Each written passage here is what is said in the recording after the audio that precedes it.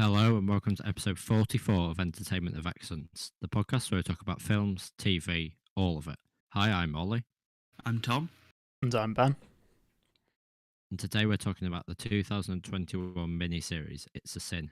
This will contain spoilers.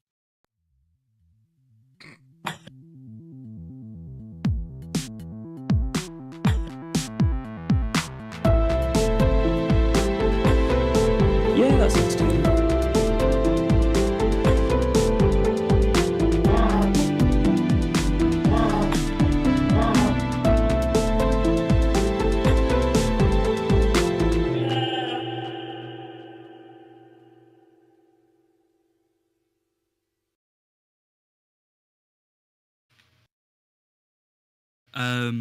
So It's a Sin follows a group of young rascals, group of young characters, basically just living in London throughout the AIDS crisis of the 80s. I think it goes into the 90s a tiny bit, like 1990 and 91 maybe.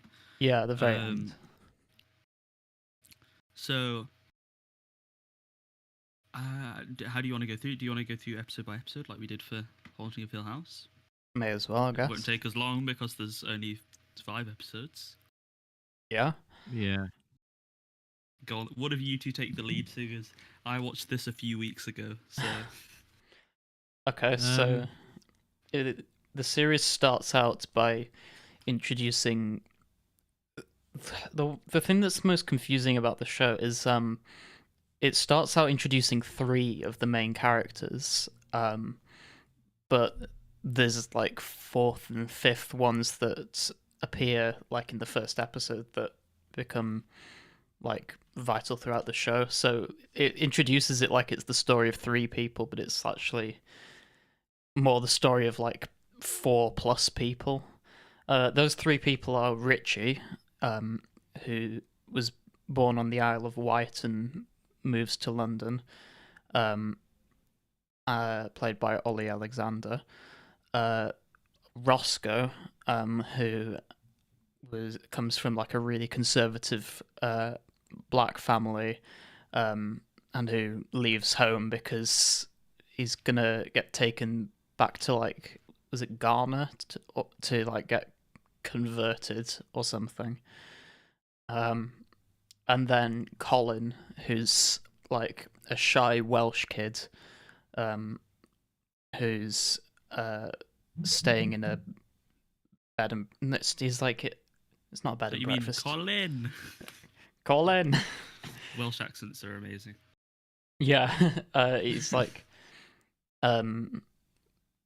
someone's lodger, and all of them are gay. In case you hadn't guessed, because it's about the AIDS crisis. Yeah. So they all basically, the first episode is just introducing all the characters, and then they end up moving in together in this place called the Pink Palace. So they live together along with a girl called Jill, and I've forgotten the other guy's name. Ash. Ash, yeah. Yeah, and Ash. I think the reason it introduces those 3 characters specifically is that their families actually play a role, whereas with Jill and Ash, true, you don't really see much of that. Well, Jill's parents turn up at one point, but they're not really as vital to the story. Yeah, that's true. Because you get a bit of background for Jill, because you can obviously see that her parents, they're sort of supporting her with the AIDS protests in, I think, the 4th episode, but you don't really learn too much about Ash, his background, apart from sort of like the generalization of sort of the comments. I can't remember who says it, but sort of like trying to sort of judge him on his religion, which isn't necessarily the case, but you don't really get to see much like whether his parents are accepting of it or not. Yeah. And throughout the first episode, it's shown that like the live a sort of very raunchy lifestyle where they'll like have sex with lots of different people. Because do they live like on a flat above like a pub or something?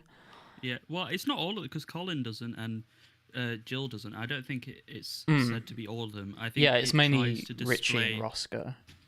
Yeah, I think it tries to display like a range of gay lifestyles to also show like, you know, there isn't just one gay like type, if that makes sense. Yeah, especially Yeah. like Colin. Is Mm. very much like very reserved, and uh, he'd only like had sex with one person, I think. That and Mm. oh, we'll talk a bit more about that when it comes up Yeah. later in the story. Um, what do you think of the opening episode?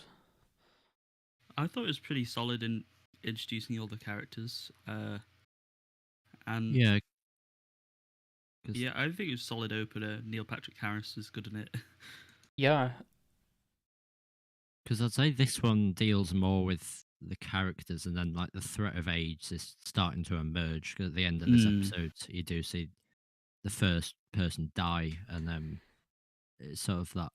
Well, it kind of takes that structure for the majority of the episodes where they sort of end with this shocking death that, um, in many ways, sort of embodies this sort of fear that was around in the 1980s, and this. Well, I think in a later episode you see somebody come into one of the gay bars and sort of hand out information, and he's arguing that no, I'm not trying to be judgmental, or I'm not being, I'm not trying to have a negative stance to this. I'm just trying to protect you. So it's sort of these yeah, stereotypes that aren't necessarily always malicious in nature, but they're also not entirely true. Like later you see the a lot of the advertisement that, well, not advertisement, but like the awareness from the government, like the "Don't Die of Ignorance" thing, was sort of trying to promote the idea that it could be it could infect anybody. So it was trying to destigmatize that, um, like its inherent connotation with the AIDS community. yeah.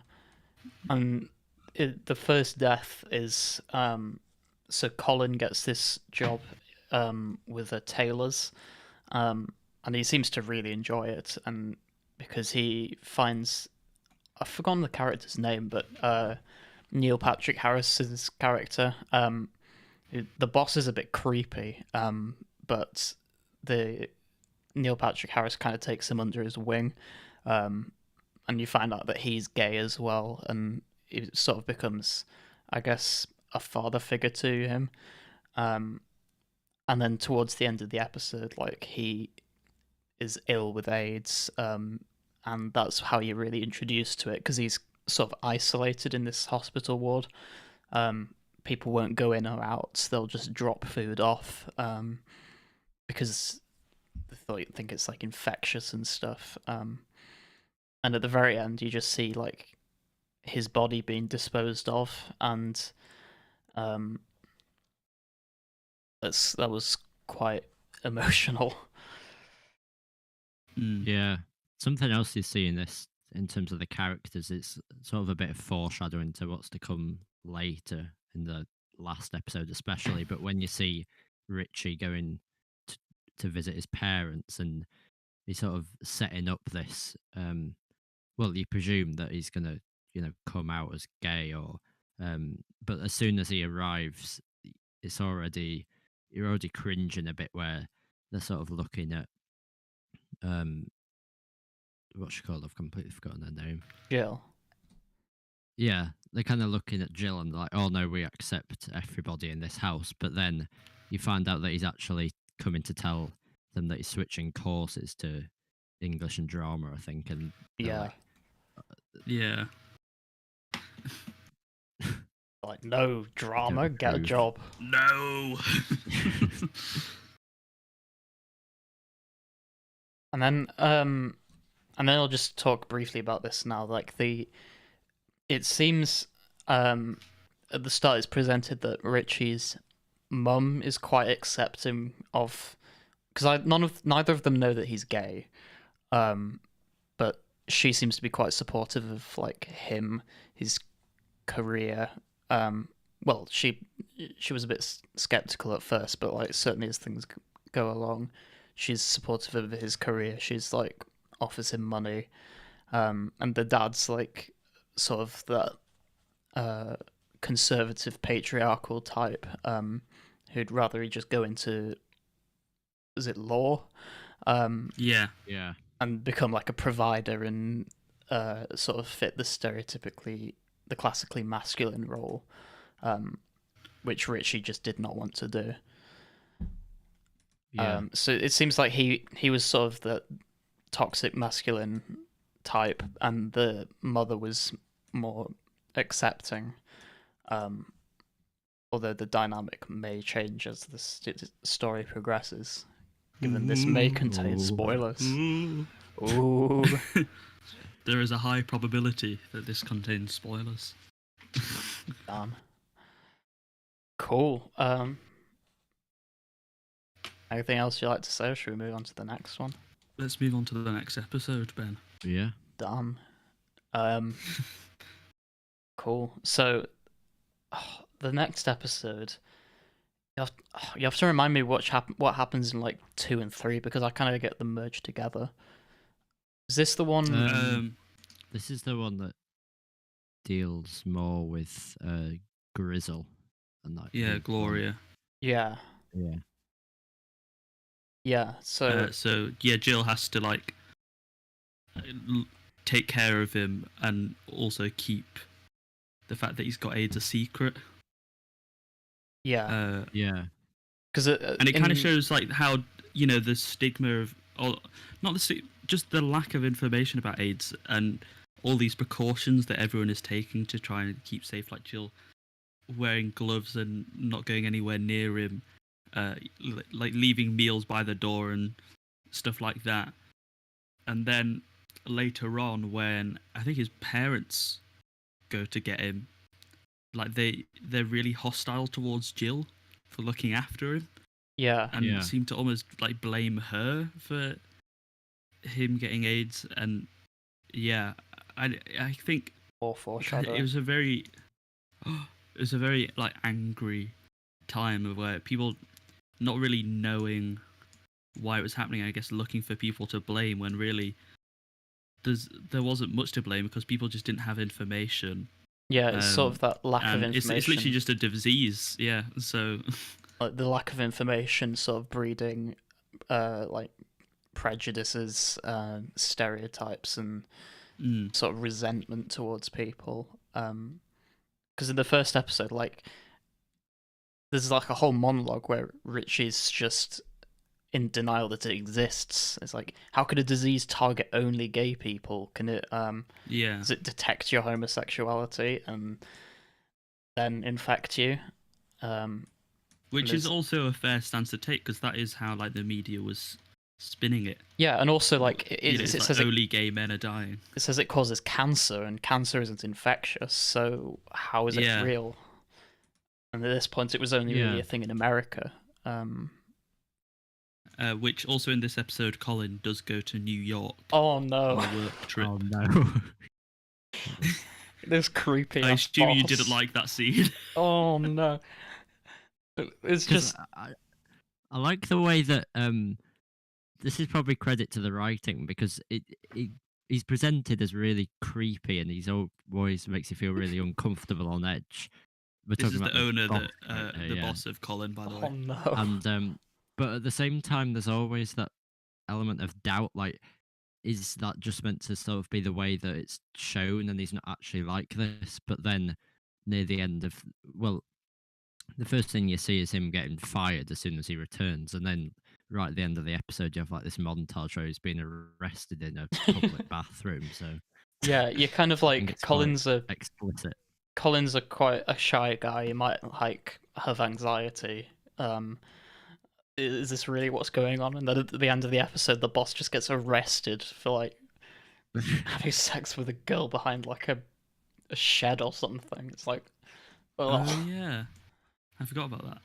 But this episode is also because Colin was told by Jill to go and find information on AIDS because they knew more in America, and it's one of those where the boss is like coming on to him. It's really creepy. Then he sees the like AIDS stuff, and then he's just and then like, it seems to realise that he's gay, and then gets put off. It's really weird. Well, is it that he's gay, kind of like... or is it because he has AIDS? No, that's true actually. But then as soon as he like gets back, he fires Colin, or they let him go. They're like, "Oh, his apprenticeship's over."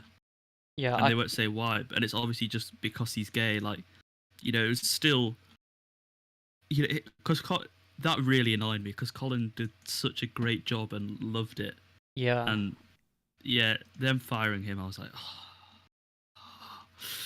I mean, I kind of read that more as he was like he might have AIDS, and that's why they fired him because he was maybe infectious or something. Because at that point, it was starting to creep into the UK, obviously with like Gloria, who is just kind of like he doesn't want to leave his house. He wants Jill to like get him stuff and drop it off, wearing gloves, distance from him. Remind me when this was written again. This was written. I know it was written before Philip Schofield came out as gay, so a while ago. Yeah. I only know that because there's a line in this where they say something about like wishing Philip Schofield was gay, and they're like, "Oh, it's a real shame that he isn't."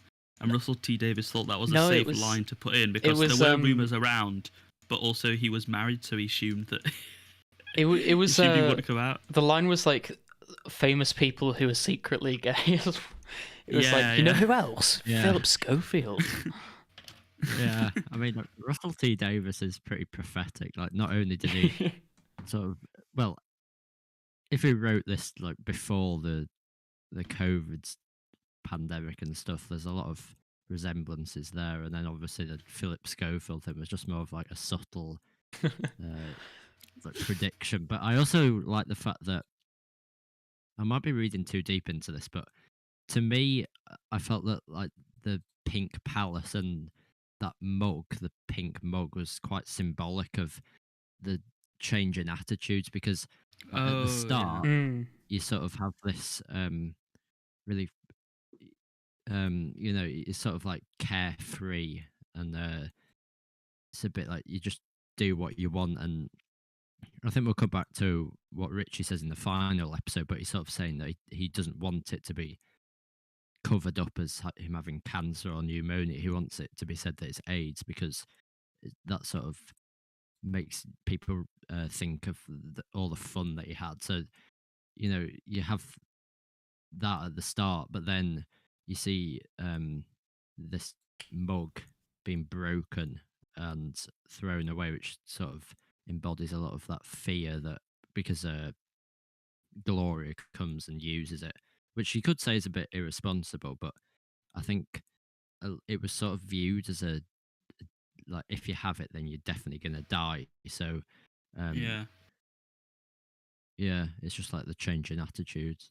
You can definitely tell he's the English student here.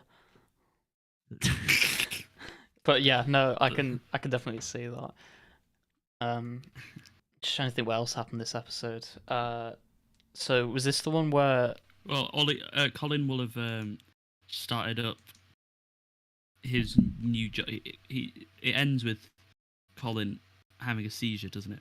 Yeah, so Colin has this new job at a printing place, and then the episode ends with, well, his boss is really happy with him, and he seems very happy with the job. So the boss is like, "Yeah, I'm going to give you the keys." Gets extremely excited at being able to open up early in the morning. Yeah, it's just like, do you get paid more? No, but extra responsibilities and more money. That's pretty cool. It's like, oh, he's like so cute, and then like he gets a seizure at the end of the episode. Yeah, which leads on to episode 3. Whoa, episode 2 leads on to episode 3. Wait, really? Well, let's talk about episode 3 then. Guess what Colin has? AIDS. Oh. Because he does. There's no Colin history gets... of epilepsy in his family, and he gets tested, and he has the AIDS. Yeah, and he gets kept in like an awful hospital where no one goes in. And he's like left all alone, and then so they get some lawyers to try and help him get transferred to a normal hospital, I believe. Yeah. So that's part of it, and then you kind of see the deterioration of his mind, which is extremely distressing to watch. Yeah. It's like, personally, I didn't know much about the AIDS crisis before this. I just knew that there was an outbreak amongst gay people, and it was a disease that was fatal. But like, watching that and like then thinking this would have happened to like thousands, if not millions, of people in real life, like that was just kind of harrowing to think about. Like, because first of all, he kind of starts like losing memories. His mind's a bit fuzzy, and then as it gets towards the end, his like boundaries just go completely. He doesn't know what's acceptable and what's not. So there's like this awful scene where he's like tells Richie that he always found him attractive, and then like touches himself a bit in front of everyone, and the nurse is just like, right, okay, I think we've had enough. Yeah, and then if you have to think that not only are they suffering from these symptoms, like a lot of them that are quite similar to other diseases, but some that are sort of so unknown, but that's also exacerbated by the fact that they're being treated as total outcasts, and even you've got that really physical boundary, the fact that they're not allowed to be visited by anyone just because they don't know how easily it can spread. And then just like their mind is just being like the whole personality is just being eaten away as well. It's like and I think a part of this episode is also supposed to show, which it did with the first episode as well, that it's not just people going out and having sex with loads of different people that get AIDS. Like, it affects people that are fairly reserved as well, like, because obviously Neil Patrick Harris was married. Well, no, they couldn't get married or have they were a civil partner. It was a long-term partner. Yeah. And Colin obviously had only been with like one person. Yeah, I did like that because he's like the antithesis of the really promiscuous like Richie and Roscoe. Yeah, Roscoe. And then you see Roscoe sort of saying he sort of resents the fact that he doesn't have AIDS, because he's like, why am I able to get away with this? And then why am I so lucky that? But then someone like Colin, who he is kind of presented as, well, what you assume is going to be like unrequited, him and the other person inside the B and 8B, but then you kind of get that flashback to reveal that he slept with one other person, but it's kind of shown that scale of the different people that are suffering with it, and not kind of just showing one side of the gay community. Oh, I love that writing choice where Roscoe is like the most promiscuous of the group, and also obviously, well, not Richie, but like Roscoe is the most promiscuous and didn't have AIDS, and then Colin, who's only slept with one person, did. Like that. I love you, Russell T Davies. Like, I love you. Something else, because in this the episode, like guilt was great.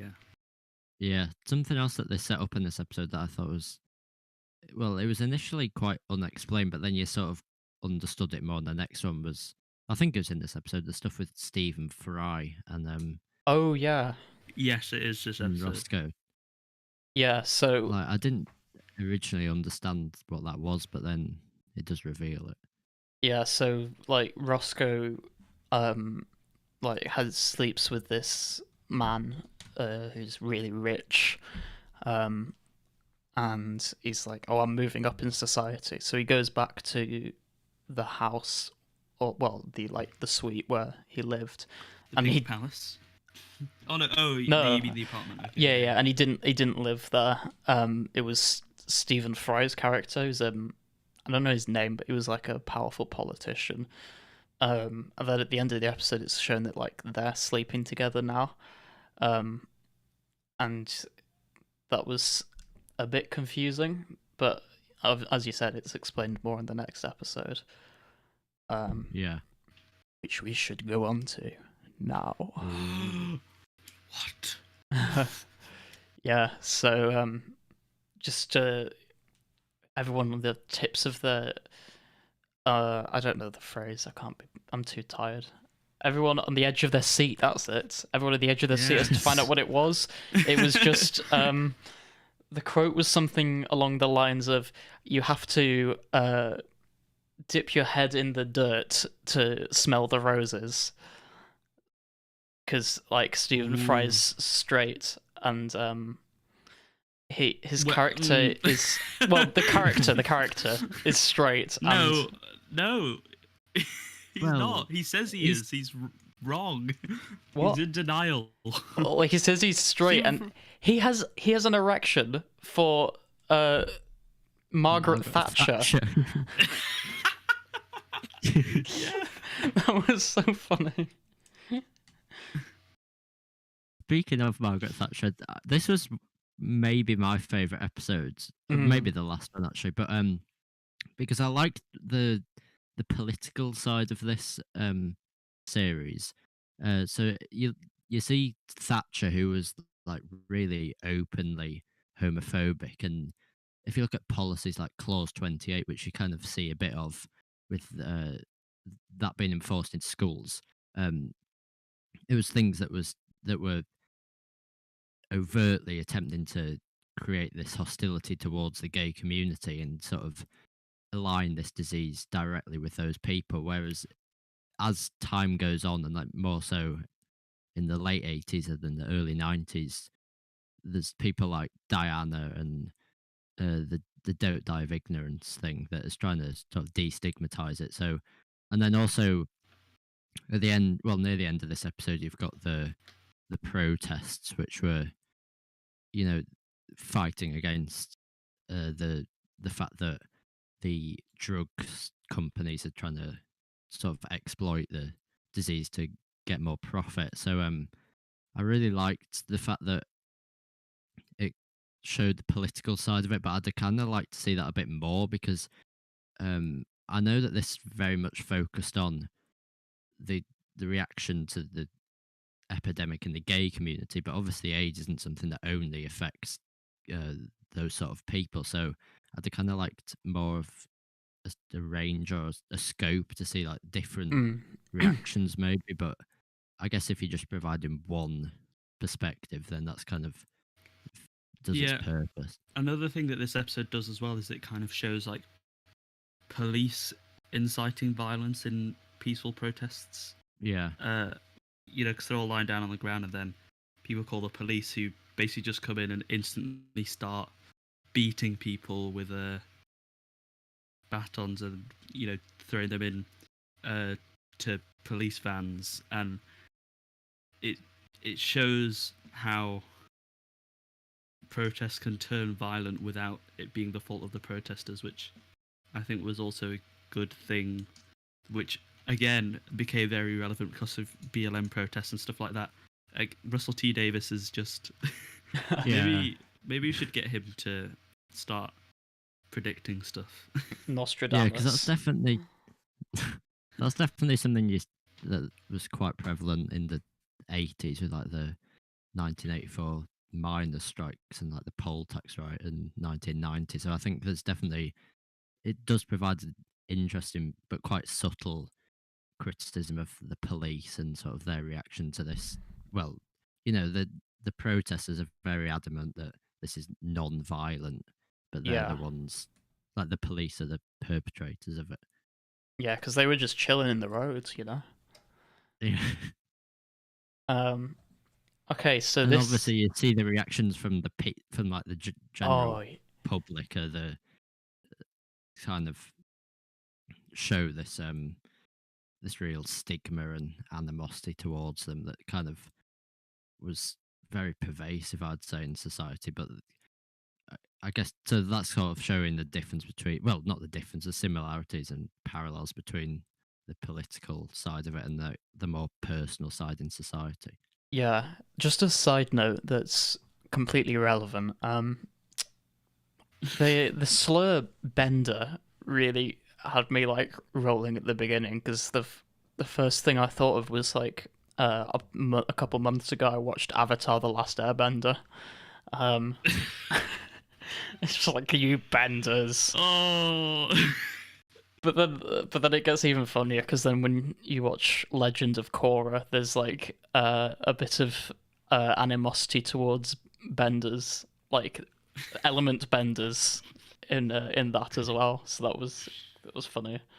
So that was a great experience for you, was it? Did you? It was. So you watched Korra after this, and you're like, Bender. Yeah. Okay, so on a completely different note, this was the episode where Richie finds out that he has AIDS. So the last episode, obviously after Colin, they all went and got tested for AIDS. Richie found out Roscoe found out he didn't have it. Neither did Ash, and they were all fine, apart from Richie, who didn't go in to collect his results, which I guess I can kind of see because you'd rather like live in denial than like know that you've got it and it's a death sentence. He'd also been with someone who he knew had AIDS. Yeah, and then this episode, like after phoning people, phoning like a helpline, they're just like, please get tested. He does, and he has it, and he tells everyone after they've all been arrested in the police van, and yeah, was this But the? that bit's got more of an optimistic tone because he's saying, "I wanted to tell you personally that I'm going to survive." Yeah, which is, you know, obviously doesn't happen. But did you just spoil it? Honestly. Whoa. A disease that was a death Amazing sentence, and you said that he died. Honestly, I'm never going to forgive you. I'm going to demote you to special guest. No. Not going to promote Thom, though. But you're going to be the final host. Yeah, unless I do anything bad, in which case I'll need to demote myself. There's going to be no hosts. The special guest cast. Okay, so which was it? This episode that Colin died as well. No, that was episode 3. The one Yeah. before. So guess what, guys? Colin died. Spoiler for the last episode. Alright, I'm previous demoting episode. myself. I'm sorry. In case you got up to episode 4 and then didn't notice that Colin had died, I guess that's a Yeah, bit of a spoiler. just by the way, Well, Colin he's in died the last episode. as a flashback. Yeah. So that's sad. His mum's sad. And then in this episode, Richie calls his mum, and there's like a few occasions where he wants to tell his parents, but he doesn't. Like he doesn't have the heart to say. Was it this episode he goes back to the Isle of Wight, or is that the next one? I think it might be this one actually. Yeah, where he goes to the it was this one. He goes to the bar, puts on the jukebox "It's a Sin" by the Pet Shop Boys. Oh, and sort of meets this like old crush he has. And then this is the point where you see that his like mental state is starting to deteriorate a bit. He's like he tells that he's always loved him. He's uh, it touched himself a bit, and was a bit made him really uncomfortable. But he obviously knew that there was something wrong, but he didn't want to. But Richie didn't want to tell him. He goes back to his parents, and doesn't say. And the end of this episode, you're kind of left wondering how this is all gonna turn out, with Richie having to let his parents know at some point, and the fact that he's clearly getting worse. So yeah. Oh, before we move on to the next one, just gonna say, the Stephen Fry Roscoe relationship, that has a very satisfying conclusion, where Roscoe wheezes in Mrs. Thatcher's coffee. Yeah. He goes for a quick urinate. He does. I'd love to see what like happened after that. Yeah. Yeah. Margaret Thatcher just like drinking the coffee and going, this is very nice.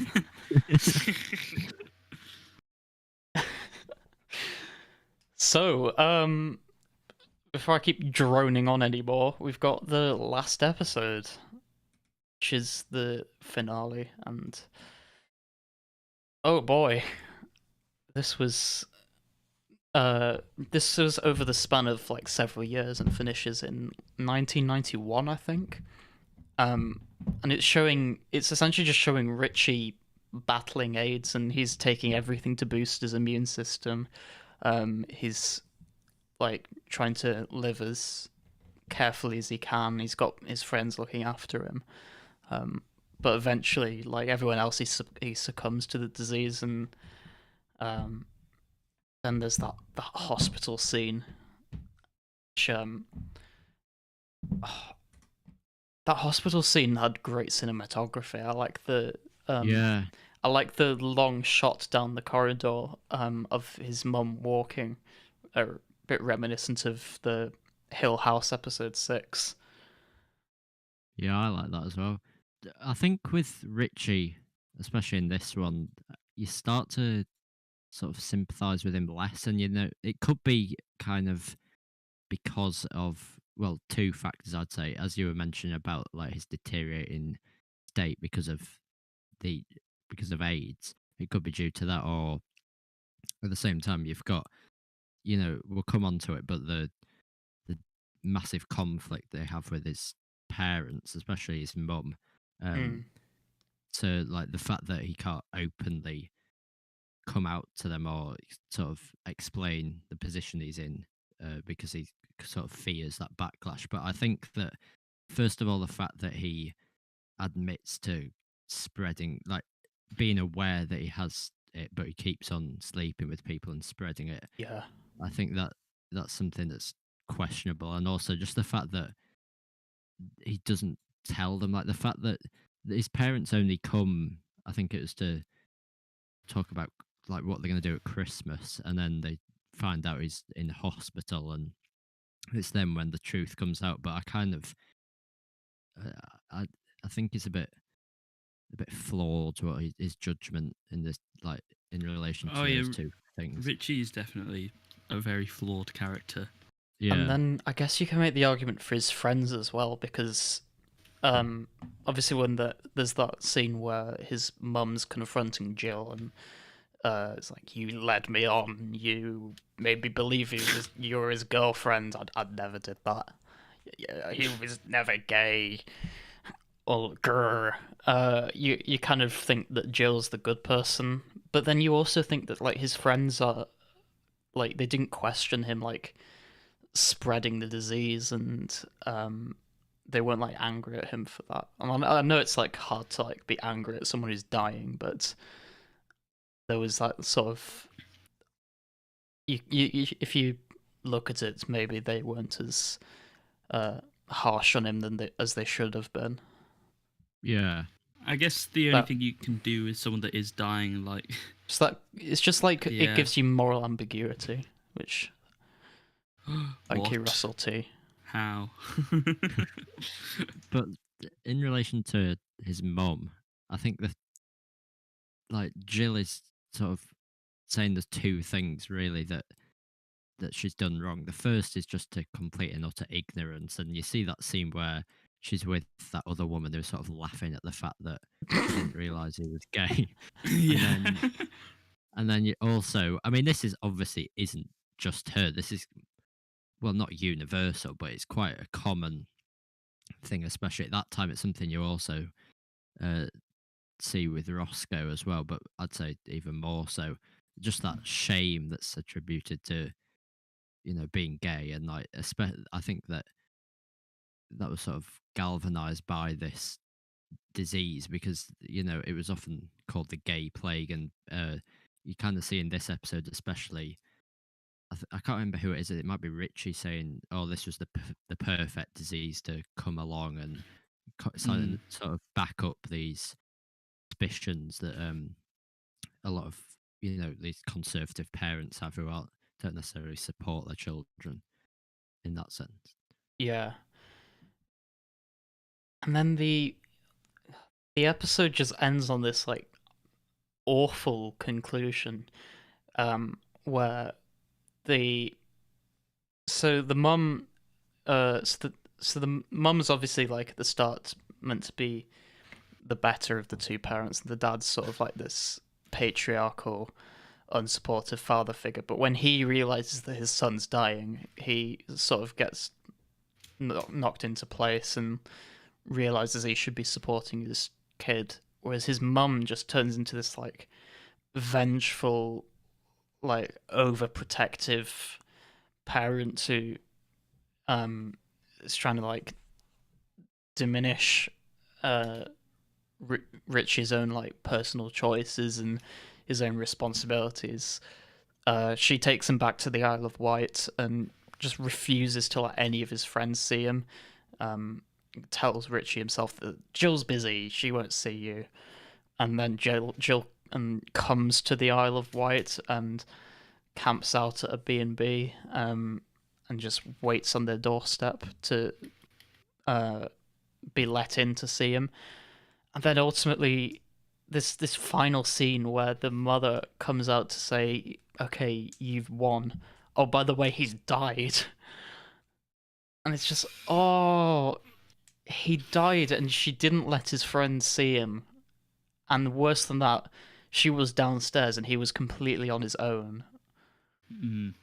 That's like that was a real gut punch moment, especially because she says like, "Oh, you've won. You can go see him." Oh, he's dead. Lol.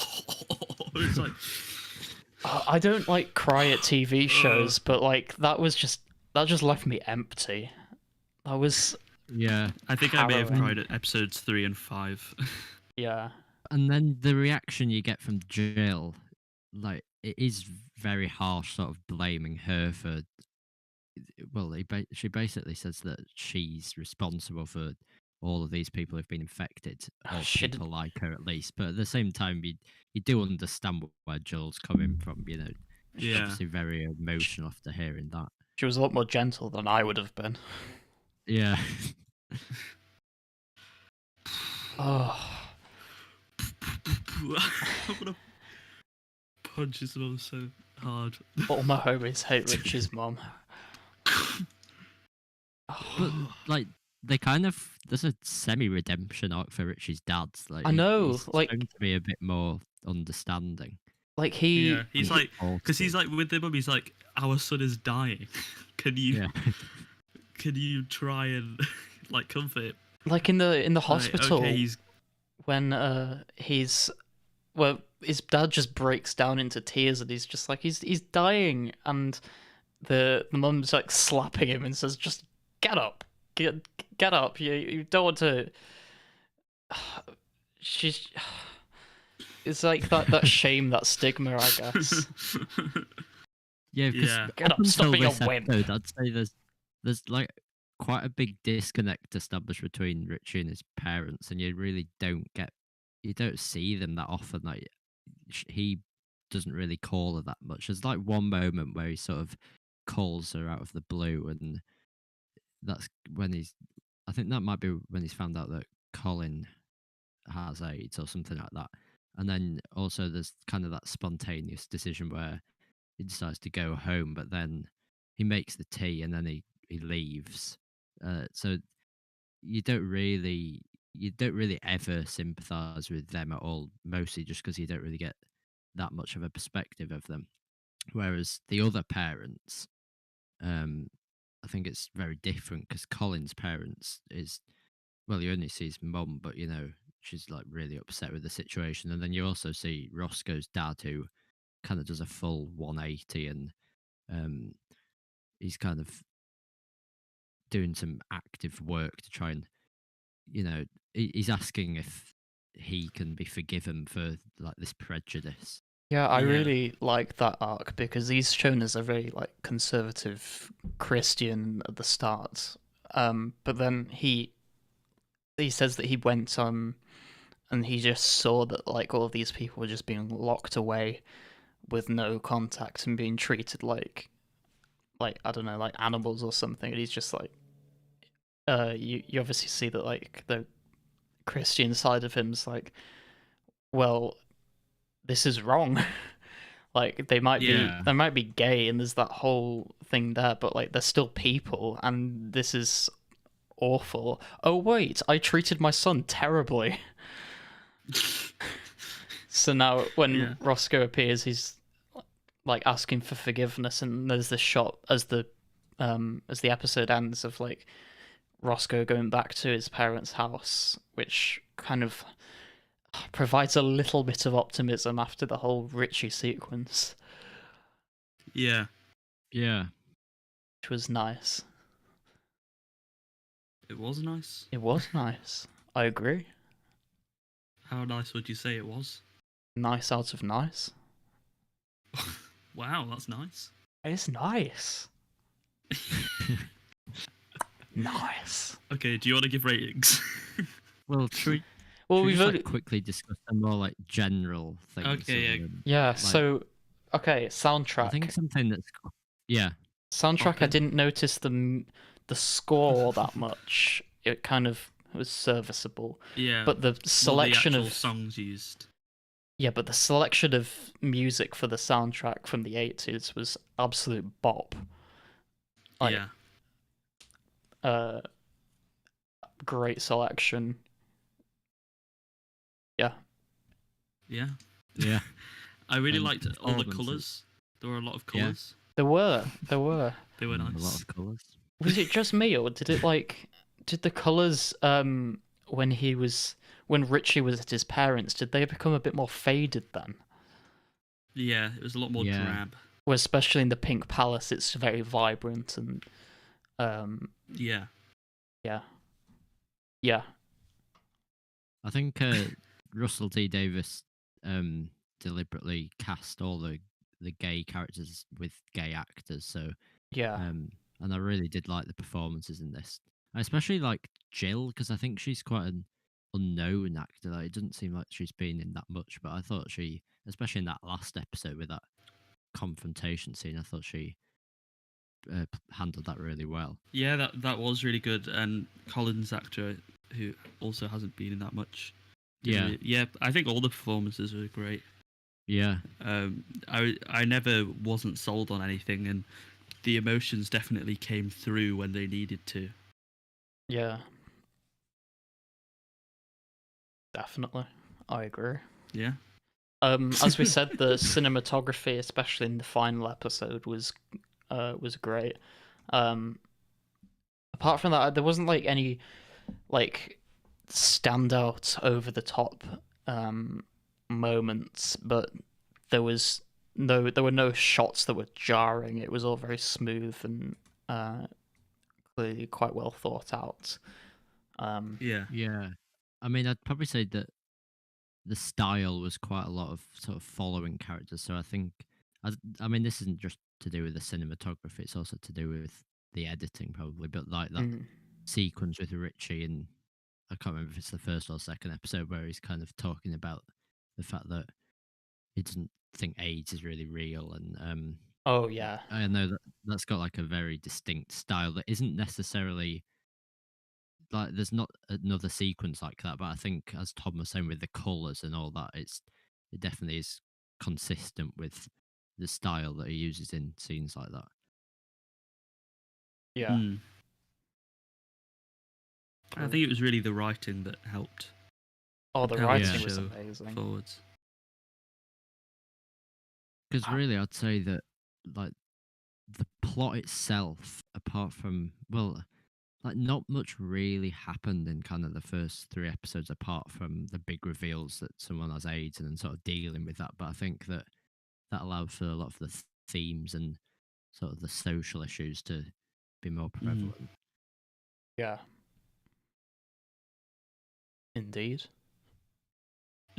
Indeed, Reno. That's a new word. Did you just make it up? Yeah. Wow. Slap like, Problem? guys. You witnessed the creating of a new word. Like and subscribe. Like and subscribe. But before you do that, you should go on over to entertainmentofexcellence.weebly.com where you can find the list of all of our episodes in order of rating, which this will be added to because we're about to give our ratings. Yeah, we are. Unless you have anything else to say, that is. Which would render that whole transition useless. Okay, so it was great. So therefore, I'm looking at above our median of 7.5. Yeah. Okay. What similar stuff have we got? Marriage Story, Hill House. I guess. Where is that? Has it not been updated, Ben? No, it hasn't. Oh no. What did we rate it? I think that was like low 8, maybe. 1, I think. 8.1. Yeah. Okay. Well, I liked this better than Haunting of Hill House, I think. Ooh. I mean, I think you gave that the lowest. Yeah. Oh, did I? Okay. Yeah. I think it's as good as The Truman Show, so I'm going to go 8.4. Oh, damn. Because great drama and interesting political stuff, so there you go. 8.4. Take that. I'm going to give it 8.3. Oh. Ollie, that's so much lower. Why would you do that? I thought you said it was good. Ollie. Ollie. Sorry. Well, I liked it more than The Truman Show, but I rated that the lowest at 8.1, so I'm going to give it an 8.2. Oh, give it a nice whole number of 8.3. Of mine. I know, I'm sorry. I gave it so much lower. I'm not even going to talk. Give it 11. I'm not even going to. We had a big spread for Polar, but look at this spread. Huge. I'm not even going to talk to you, Tom. Like, yours is too far away from mine. Well, can you believe we're actually doing TV shows? Do you think this is better than Polar, though? I don't know. I feel like... I'm not sure. I don't know if, like... Polar isn't on there because it was, like, too highly rated. That's why it's not on the Hall of Fame yet. Yeah. I don't know. It actually is there. It's right at the top, but you can't see it because it's, like, above the logo. I can't tell if Keeley Hawes' performance as Richie's mum was better or worse than Matt Lucas as the villain.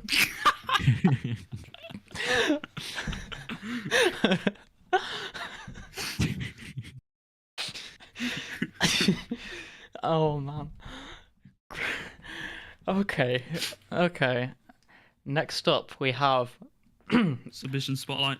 And as always, we have no submission spotlight. Please. I might spam like some subs on Reddit. Be like, submit to our podcast, guys. You know? Yeah. Because we're just not getting anyone, which is so sad. Maybe the viewers can.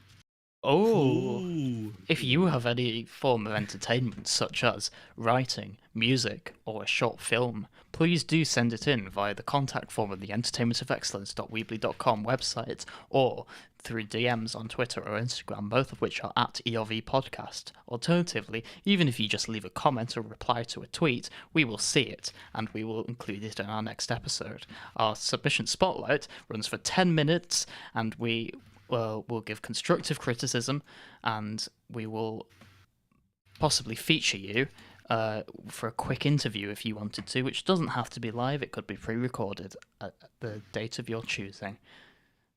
Submit your submissions you now. are reading the terms and terms and conditions on radio. Yeah. I might just clip that and use it next time because I can't be asked saying the same thing every time. Damn. Right. Time for Recommendations? I mean, we're at 55 minutes. If you Yeah. if you can do them in 5 minutes, Yeah. Yeah. do it. Probably. I watched Starship Troopers because Ooh. Disney got its new star thing for grown-up Star. films and TV shows, and it was good. It was fun. It had really good special effects, actually. My favourite parts were definitely like the news sections where the satire could really shine through of this like fascistic military state, and it's just a really interesting film because of the fact that it takes like the complete opposite stance of the book. So the book is very pro-military and actually wanted only veterans to be able to vote. So the movie actually like makes fun of that idea and is great. It uses a lot of like Nazi imagery. It's quite heavy-handed. I think it's really enjoyable. It's not as, I wouldn't say it's as good as some people say, but I definitely don't understand the people that say it's terrible. So yeah, good watch. Watch Starship Troopers. It's by the director of RoboCop, so you can expect that kind of satire stuff. Groovy. You know? Yeah. Have you got anything, Ben? No, I haven't, unfortunately. Have you, Ollie? Oh, I do. My recommendation is No Country for Old Men, and you might be wondering what we did an episode on that, but it's actually the book. Ooh. What? So we talked a bit about, if I can't really remember, but it is based on a book called by Cormac McCarthy, who it's very similar, because I read it thinking, I liked No Country for Old Men, but I didn't love it to the extent that a lot of people did, and I think that it is quite a stylized film as well. Like a lot of the cinematography and kind of the aesthetic I felt was quite an important part to it, but also like a lot of the story as well was interesting. And I think that having read the book as well, a lot of in the film they develop quite a bit of the action sequences, but I think that a lot of the dialogue in the book was very similar. The way that he writes it, because I've also read The Road by him, and in both of those he uses very minimal punctuation. A lot of his he uses like a lot of dialogue, and then the other his descriptions are basically, they don't really use many commas. It's kind of just listing things, which really helps present like a really vivid description of a lot of the situations.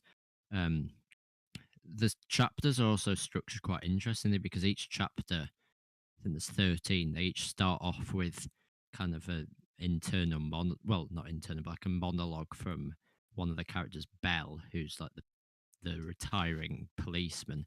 And in the film, a lot of like they have to rely on him speaking in order to give, he, especially in the latter half of the book, he is quite important because he's kind of meant to represent the degradation of society almost, and sort of his own disillusionment with it. So I think that it I don't honestly know if I prefer the film or the book because they're so similar, but they both have different strengths and weaknesses, but it's definitely something I'd recommend if you enjoyed the film. Nice. Cool. Nice. It's a pretty easy read as well, just because of that, like, not much punctuation and like long sequences of dialogue and stuff. Groovy. Not much punctuation is what makes something easy to read. I didn't know that. Well, it's quite weird. I guess I'm not the English student. Darn. Should have taken English. Like, a lot of the sentences are just like this and this and this and this. So it gets a bit monotonous, but it's... Oh no, the English teachers would hate that. Yeah, it's not necessarily the best grammatically, but the story's good. Nice. Yeah. Well, I do have one thing. Thom, watch The Clone Wars. The film. The film from 2008. Go watch it now. Oh. Leave a comment in the chat saying, watch The Clone Wars, Thom, if you want Thom to watch The Clone Wars. Given we now have 2 viewers. Whoa. And 1 like. Whoa. This is spooky. And at this point, we are going to end the episode. So, Well, first we need to say what we're doing next week. Yeah, Ben. Well, I don't know what we're doing next week. I mean, I'll let you do it. We decided! Next week we're going to be doing the film Us by Jordan Peele. Cool. The horror one. Cool. And stuff. Oh, we've got 2 comments saying watch The Clone Wars, Thom. Thom, you should watch The Clone Wars. I guess I'm going to have to. And recommend it next week. So tune in for Us and The Clone Wars next week. Alright, see ya. Alright, see ya. See ya.